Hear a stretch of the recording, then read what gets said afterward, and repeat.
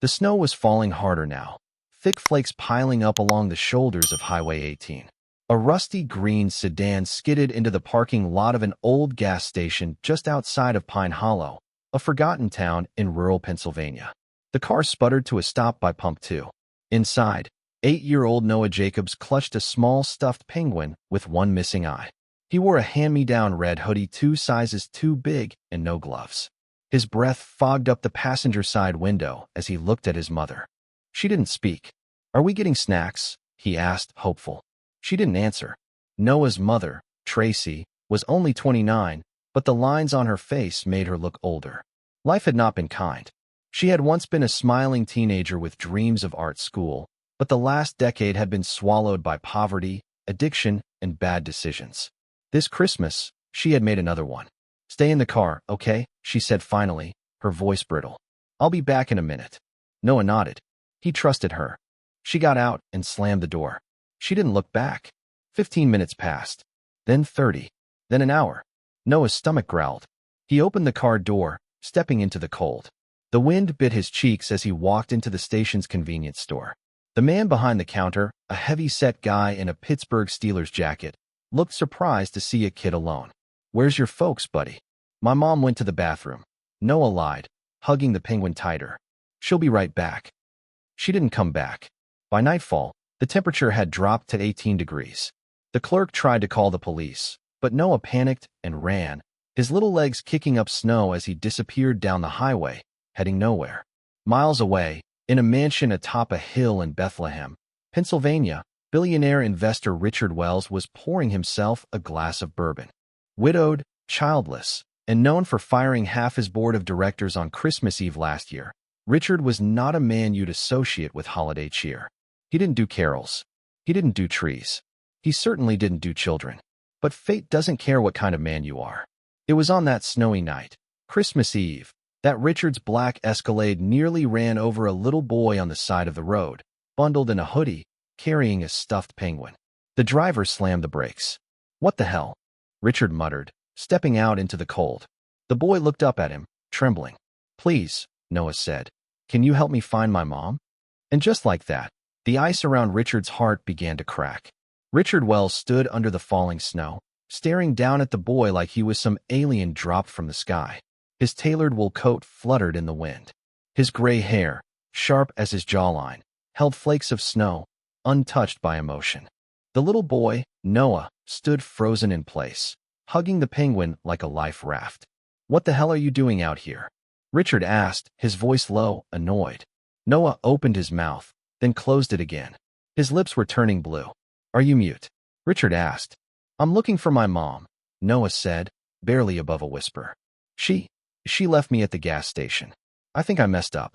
I think she's mad." Richard looked up and down the empty highway. Not a soul. Just wind, snow, and darkness. "Jesus Christ," Richard muttered. Noah's knees buckled, and he sank into the snow. Richard stepped forward, instinct overriding apathy. He knelt and picked up the boy. The kid weighed almost nothing, just bones and fear. Richard didn't do kids.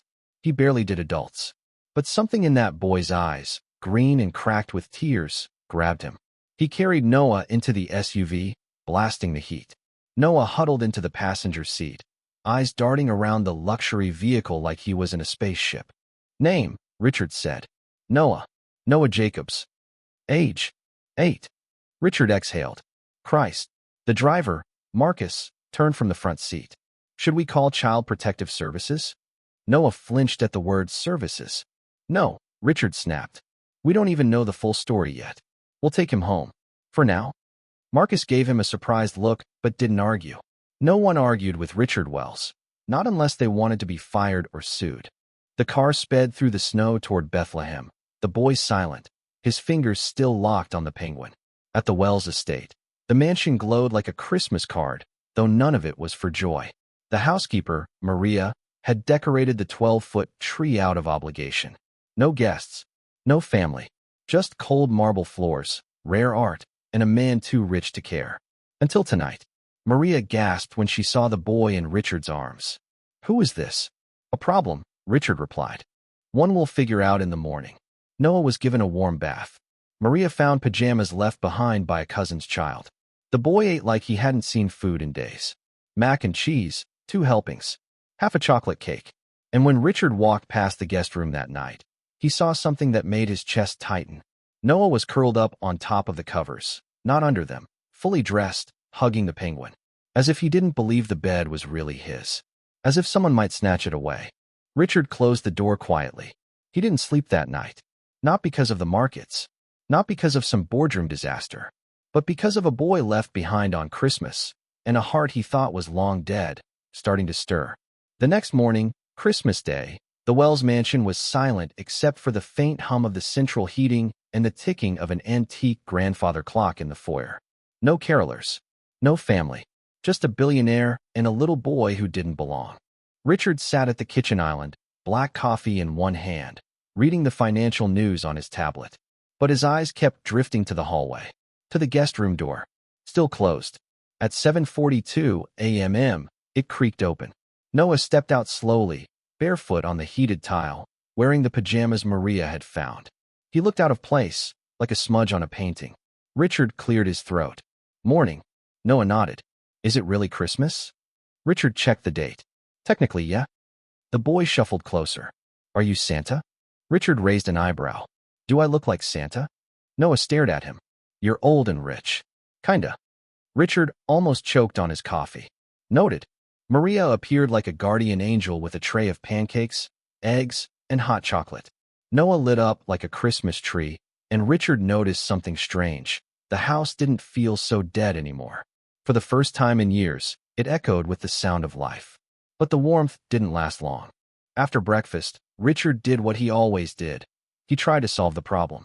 He made calls. To the police. To shelters. To social services. He tried tracking down a Tracy Jacobs in Philadelphia, in Allentown, in Wilkes-Barre. No answers. No records. Nothing recent. It was like the woman had vanished. Richard stood in his office, staring out at the snow-covered hills beyond his estate, feeling something he hadn't felt in decades. Helpless. And then came the question he dreaded. Am I going back? Noah asked, standing quietly behind him. Richard turned. We're trying to find your mom. Noah looked down. She's not coming back. You don't know that. She does this sometimes, the boy said. When she gets sad or high. Richard's spine stiffened. The words hit harder than he expected. Noah walked to the window, staring at the frozen trees. One time she left me in a Walmart. I waited by the vending machines until the security guy found me. She came back after 2 days. Jesus, Richard muttered. Noah didn't cry. He didn't yell. He just stared. And that broke Richard more than any tantrum could. That night, Richard poured himself another bourbon and stood by the fire. He looked at a photo on the mantel, his late wife, Claire. She had wanted kids. But Richard had said no. Too busy. Too risky. Too much responsibility. Now a child had fallen into his life like a snowstorm. And he didn't know what to do. But Claire's eyes stared back at him from the photo. And for the first time in 20 years, Richard Wells whispered something he never imagined he'd say again. Maybe it's not too late. By December 26th, word had quietly spread among Richard Wells' household staff that a little boy was staying in the mansion. No one dared question it. No one ever questioned Mr. Wells. But there was murmuring in the kitchen. A few believed the child might be his grandson. Others thought he was some runaway from a charity case Richard had decided to help. Only Maria knew the truth. And she kept it close. Noah was adjusting faster than expected. Within a day, he'd explored the entire west wing of the house. He found an indoor pool, a dusty old piano, and a telescope he insisted on calling a pirate spyglass. For a boy abandoned in the snow, he laughed more than anyone could have predicted. But at night, when the lights went out, the fear came back. He never asked for a bedtime story, but he never slept without the hallway light on. Richard watched from a distance. He told himself he was just making sure the boy didn't steal anything or break a priceless sculpture. But deep down, something else had started blooming inside him. Something he didn't recognize at first. Pity? No. Protectiveness.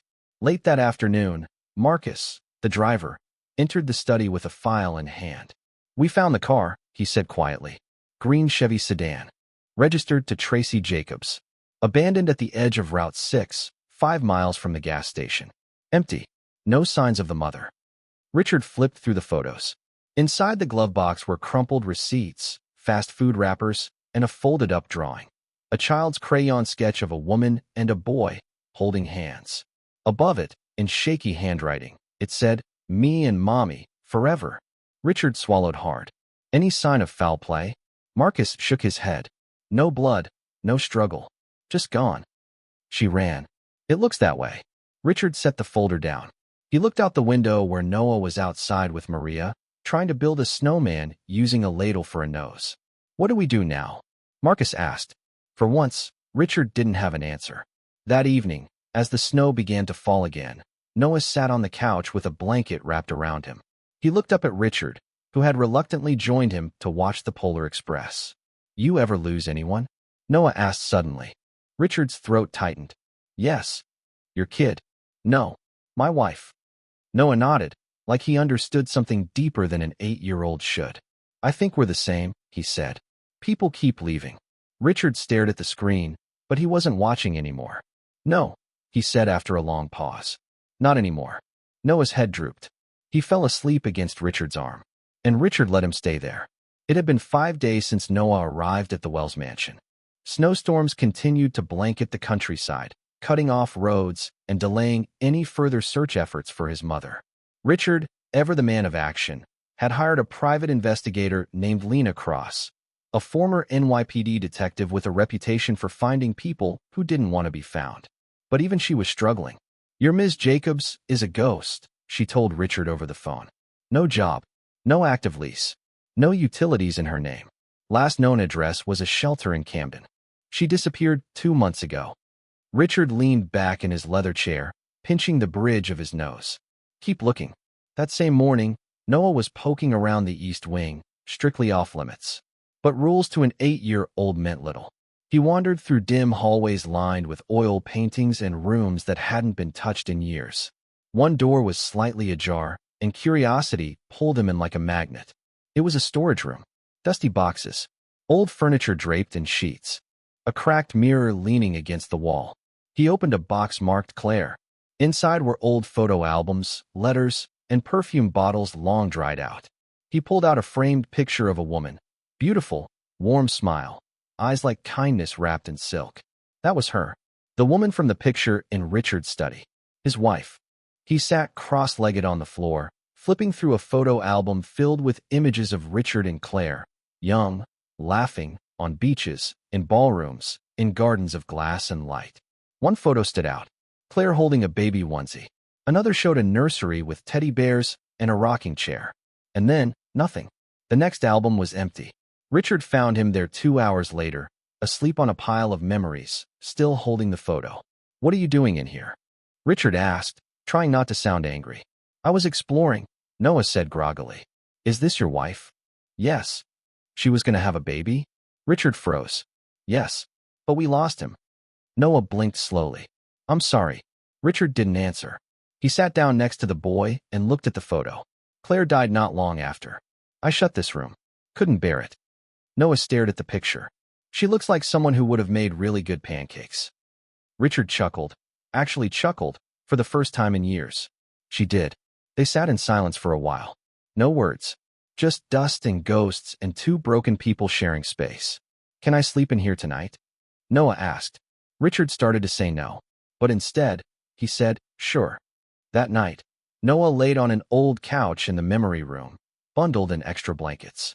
Richard watched over him like a sentry, guarding something precious, something fragile. And in the dark, as the wind howled outside, he realized something terrifying. He didn't want the boy to leave. On the morning of New Year's Eve, Richard was standing in the kitchen, cracking eggs into a skillet, a task he hadn't done since his 20s. Maria watched him like he was defusing a bomb. You know we have chefs, she reminded gently. I don't want chefs, he said. I want the boy to wake up to the smell of eggs and bacon. She smiled, surprised. You've changed. No, Richard replied, flipping the bacon. I'm just remembering who I was before everything went cold. Noah shuffled in a few minutes later, hair messy, dragging the penguin by its arm. Smells like a restaurant, he said with a grin. Richard handed him a plate, and they ate together by the window, watching snow fall on the evergreens. But peace, like snow, is fragile. That afternoon, Lena Cross, the investigator, called. "I've got something," she said, breathless. "You need to see the news." Richard turned on the TV, switching to a local station. The headline hit like a hammer. "Woman found unconscious in motel. Possible overdose. Child connection suspected." The photo was grainy but unmistakable. Tracy Jacobs, Noah's mother. She had been found in a rundown motel in Scranton, unconscious, with a needle in her arm. She had no ID on her. The motel clerk had recognized her from a missing persons flyer and called it in. She was now in ICU, unconscious but alive. Richard felt a strange mix of emotions: anger, relief, dread. He turned to see Noah, standing in the doorway, holding the penguin. His eyes were fixed on the screen. "That's her," he whispered. Richard muted the TV. "Noah, she's alive." Richard nodded slowly. "Yes, but she's very sick right now." The boy didn't cry, didn't speak. He just walked back to his room and closed the door behind him. Richard stood frozen.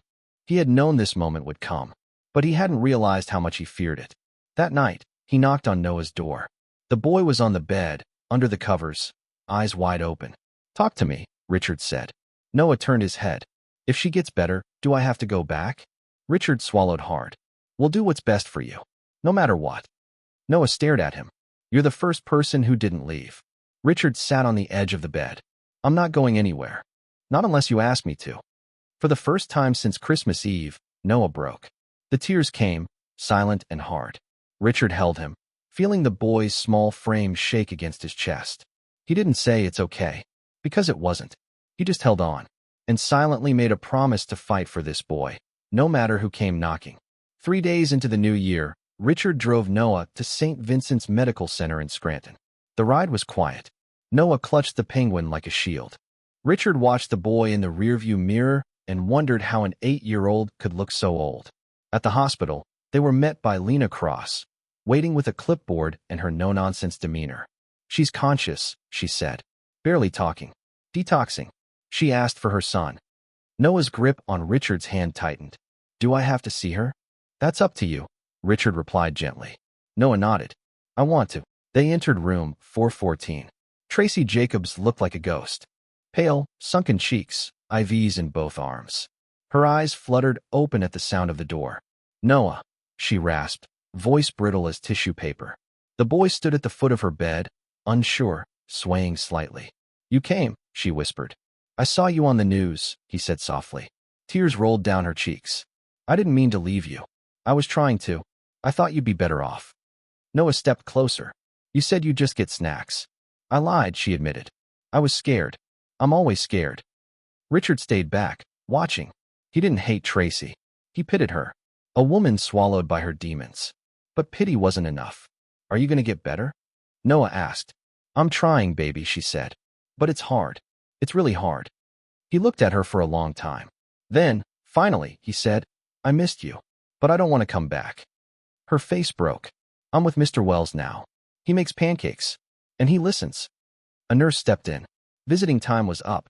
Tracy reached out. "I love you, Noah." He hesitated, then walked over and hugged her. Softly, gently. Then he turned, walked back to Richard, and took his hand. Outside the room, Richard knelt beside him. "Are you okay?" Noah nodded, tears shining in his eyes. I just said goodbye." Richard wrapped his arms around the boy. "You're not alone anymore." Back in the SUV, as they drove away from the hospital, Noah looked out at the snowy hills and whispered, "Can we go home now?" Richard didn't hesitate. "Yeah, kid. Let's go home." A week after the hospital visit, the snow had begun to melt around the Wells estate. Icicles dripped from the roof like slow tears. Inside, however, things were beginning to settle into something new, something that almost resembled family. Noah was different. He laughed louder, slept deeper, ate without glancing over his shoulder. He had started calling the guest room my room. The stuffed penguin now had a name, Detective Waddles, and he had a spot on the nightstand next to a small lamp shaped like a rocket ship. But the world outside didn't forget, and neither did the system.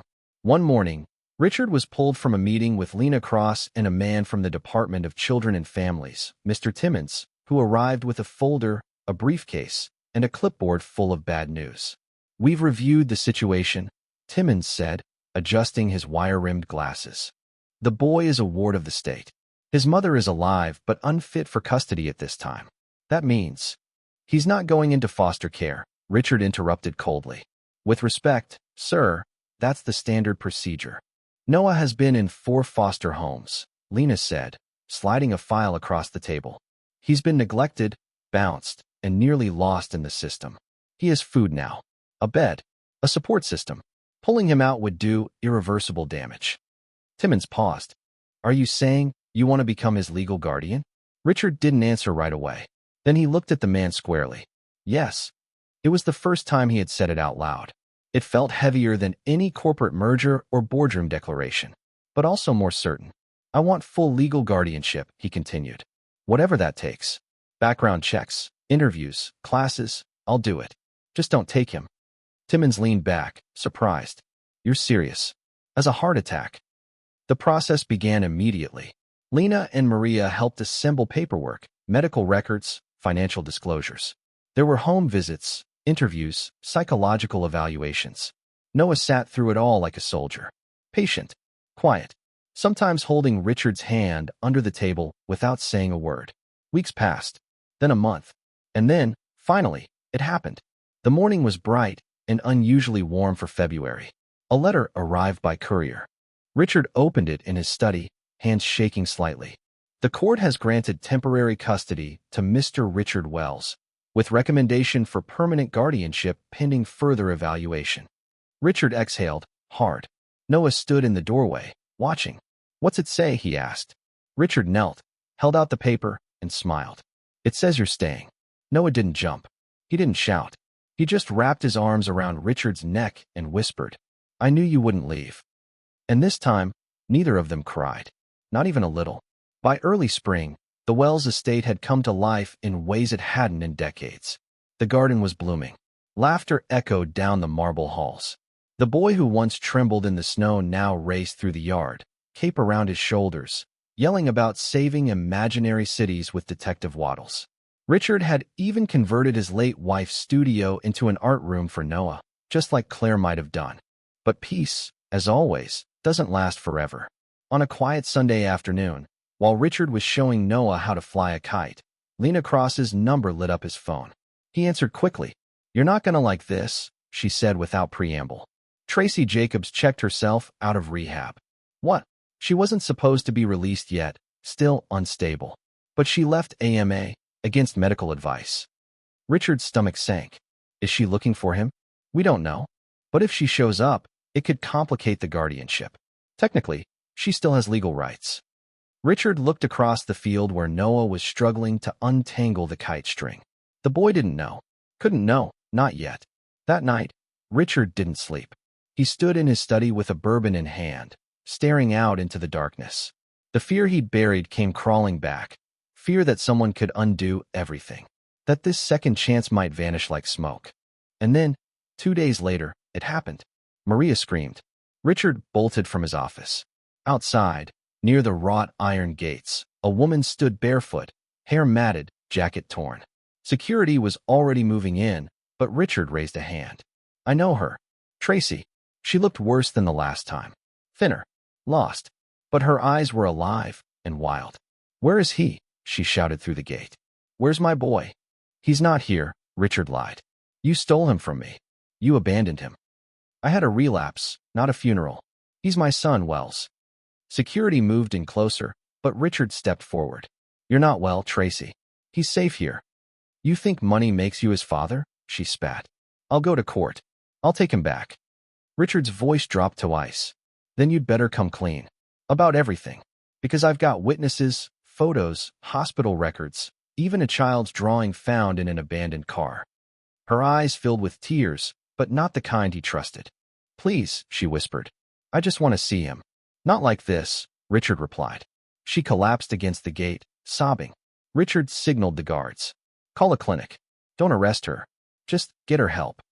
That night, Richard sat on the edge of Noah's bed as the boy slept, unaware of what had nearly changed everything.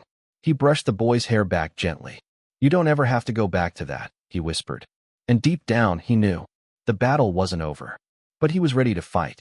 3 months after Tracy's visit at the gates, spring had fully arrived in Bethlehem, Pennsylvania. The Wells estate was no longer a fortress of silence. It was a home. The sound of a boy's footsteps echoed through the halls. There were drawings on the fridge, a dent in the couch where Noah always sat, and a piano that finally played again. Richard had changed, too. His face looked lighter. His schedule was no longer filled with 20 meetings a week. He still ran a billion-dollar company, but these days he made time for school pickups, soccer games, and late-night Lego battles. But one piece of the puzzle remained. A judge had scheduled the final custody hearing. Tracy Jacobs had relapsed again, caught shoplifting and detained in a small town in New Jersey. Her rights were terminated. It was official. Noah had no one else. No one but Richard. And now it was time. On a warm Friday morning, Richard stood in a courtroom in Harrisburg, dressed in a charcoal suit. Noah was beside him, wearing a clip-on tie and shiny shoes that squeaked with every step. Detective Waddles had also been brought along for emotional support. The judge, a sharp-eyed woman named Judge Ramirez, flipped through a thick folder of paperwork. "You understand what you're asking, Mr. Wells?" she said. "I do. You're 71 years old. I'm aware. You've never raised a child before. I'm getting the hang of it." She smiled faintly. "You're aware this is a lifetime commitment." Richard looked down at Noah, who was nervously spinning the penguin by one flipper. "I've missed enough lifetimes already. I'm not missing this one." The judge nodded. "And Noah, do you want this man to be your legal guardian?" Noah stood up on the seat, cleared his throat, and said in the most serious voice he could muster, "He makes pancakes, reads the same story 5 times if I ask, and he never yells, except at the TV when the Eagles lose." Laughter rippled through the courtroom. "I want him to be my forever person." Judge Ramirez smiled. "Then I hereby approve the petition for legal guardianship. Mr. Wells, congratulations. You're now the legal father of Noah Jacobs." Noah's face lit up. But then he turned to Richard and said something no one expected. "Can I change my last name?" Richard knelt down, his voice cracking. "To what?" "To Wells," Noah whispered. "I want to be yours for real." Tears filled Richard's eyes, not from grief, not from pain, from healing. The judge nodded. "Consider it done." And with a bang of the gavel, the boy once abandoned in the snow became Noah Wells, son of the man who never wanted children, until fate gave him one.